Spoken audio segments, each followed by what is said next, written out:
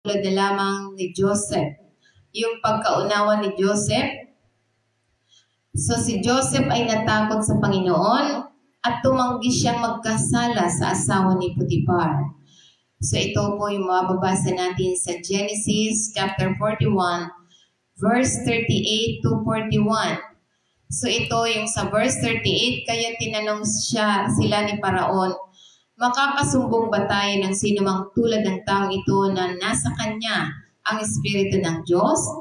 Sa verse 39, na magkagayon sinabi ni Paraon kay Joseph, yamang ipinaalam sa iyo ng Diyos ang lahat ng ito, walang sinumang maunawain at matalinong gaya mo. So kaya kapag tayo ay sumusunod, binibigyan tayo ng pusong nakakakilala ng tama at mali tulad ni Solomon at ni Joseph. So ang karunungan ni Joseph ay nagmumula sa Diyos kahit na si Paraon ay nakakakilala ng kakayahan ni Joseph na magbigay ng kahulugan ng mga panaginip at magbigay ng matalinong payo mula sa Espiritu ng Diyos. So kaya tayo bilang mga anak ng Diyos, binibigyan tayo ng Espiritu na kaya nating bigyang kahulugan yung mga panaginip, yung mga nangyayari. So kaya nga ito yung sinasabi pa sa verse 14, ikaw ay mamamahala ng aking palasyo at ang lahat ng aking mga tao ay magpapasakop sa iyong mga utos. Tanging sa trono lamang ako magiging mas dakila kaysa iyo. So kaya nga ito yung sinasabi sa banal na kasulatan, mula sa bilangguan hanggang sa palasyo, ang paglalakbay ni Joseph ay nagpapaalala sa atin na maaring itaas ng Diyos ang kanyang mga tao sa kanyang perpektong panahon, anuman ang kanilang mga kalagayan.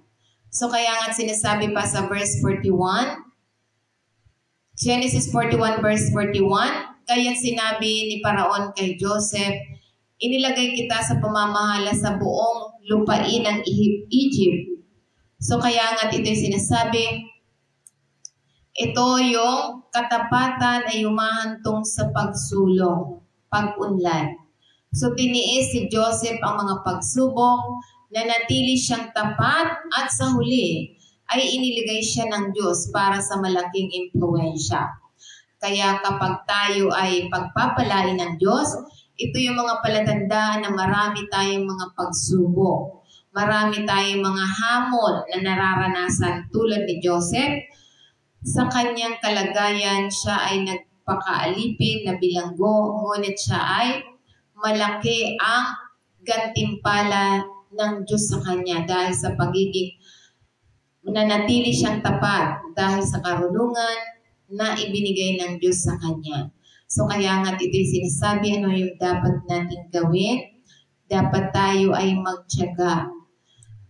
Mag-antay tayo, magtiwala tayo sa perfect timing ng Diyos kahit na tila hindi patas ang buhay sa ngayon. Maitataas ka ng Diyos sa tamang panahon. So dapat lagi tayong manatiling tapat sa bawat panahon. So kahit ikaw ay nahihirapan sa ngayon, manatili kang tapat tulad ni Joseph sa bilangguan at sa palasyo ni Paraon.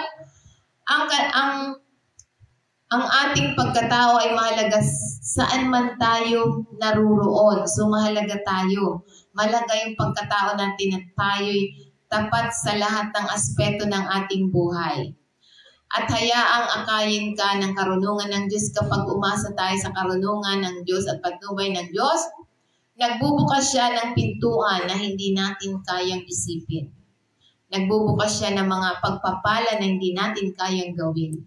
Kaya tayo magtatagumpay dahil ito yung makapangyarihang paalala na ang plano ng Diyos ay palaging mas dakila kaysa atin. Mas maaari niyang ibalik ang anumang sitwasyon para sa kanyang layunin. So kaya nga ito'y binigyan siya ng Diyos ng karunungan upang ipaliwanag sa mga panaginip, ang mga panaginip at maging pinuno ng Egypt.